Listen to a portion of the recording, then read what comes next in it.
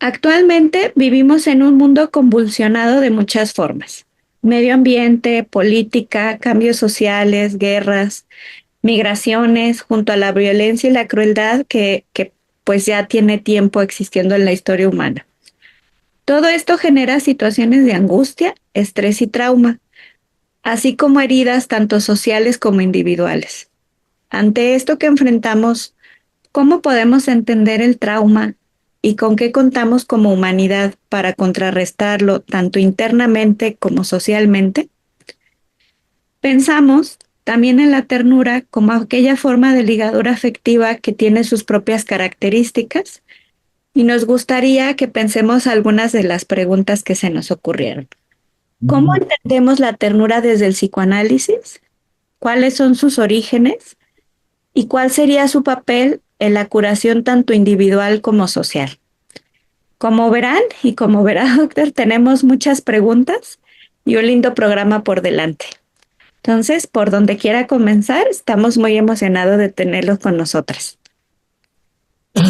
Bueno, muchísimas gracias y buenas noches a todos, buenos días a todos. Aquí son ya es de noche. Estoy muy contento y muy emocionado de volver a Guadalajara, donde hice este seminario que duró tanto tiempo y que dejó tantas huellas afectivas y de cariño que nunca olvidaré. Bueno, voy a tratar de transmitir algunas de las ideas que he escrito un poco para esta reunión de hoy y me pueden interrumpir si quieren, comentar lo que quieran. En el malestar de la cultura, Freud se preguntaba si las sociedades civilizadas podrían dominar la tendencia a su propia destrucción. Una pregunta ya muy intuitiva por parte de Freud. Paradójicamente, en muchas ocasiones observamos que los progresos de la tecnología y los desarrollos de la sociedad civilizada se ponen al servicio de la destrucción. Una vez más, el fanatismo, la guerra, la xenofobia, el terrorismo, la intolerancia e incluso la tolerancia de la intolerancia se imponen en la sociedad. Junto a un aumento de la permisividad sexual, asistimos también a un incremento intolerable de la violencia contra las mujeres, a un aumento de los gobiernos democráticos se corresponde también una generalización del recurso al terrorismo y a la intolerancia religiosa. Convendría releer con detenimiento, tal vez de nuevo, el texto de Freud. Regímenes tiránicos, fanatismo religioso, incremento de todo tipo de adicciones, patologías narcisistas vinculadas a la imagen corporal, anorexia, incremento de la violencia doméstica, pandemia, confinamientos, diferentes modalidades de suicidio explícito o encubierto. ¿Tiene el psicoanálisis algo que decir? Nuestra sociedad está siendo sacudida por intolerancias políticas y religiosas, contrastes de intereses étnicos y económicos.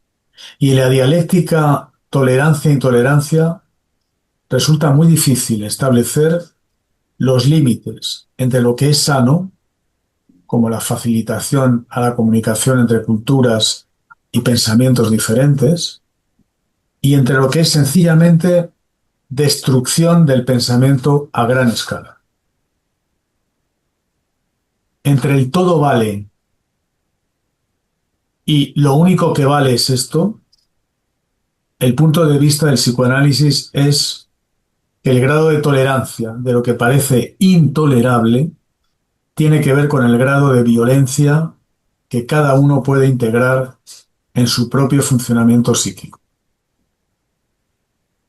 Se podría sugerir que se constituye un superyo o una conciencia moral colectiva en la que la culpa no es el resultado del deseo. sino que la culpa es la consecuencia de poder responder a un mandato contradictorio o tal vez perverso. Pero ¿cómo se verifica esta dinámica social y colectiva en el seno de la relación analítica? ¿Podría tal vez ayudarnos una reflexión sobre el engranaje y cómo se articulan en la cura el trauma y la perversión, por ejemplo? El material clínico de numerosos pacientes actuales, en cuyos tratamientos se producen fracasos terapéuticos, interrupciones, actuaciones muy graves y difíciles manejos de la dinámica transfero-controtransferencial, nos muestra cómo actúa y qué efectos determina, en ocasiones, esta conexión entre el trauma y la perversión cuando se instala en el trabajo analítico.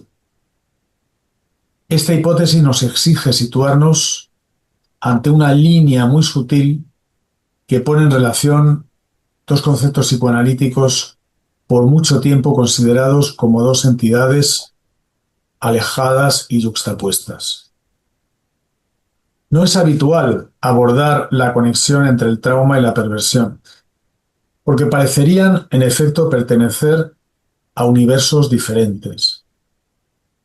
El mundo de la perversión se referiría a un espacio esencialmente intrapsíquico, definido pulsionalmente, dotado de un componente narcisista incontenible, generador de un tipo de fantasías en las cuales el objeto pierde la más elemental dignidad. Ujú.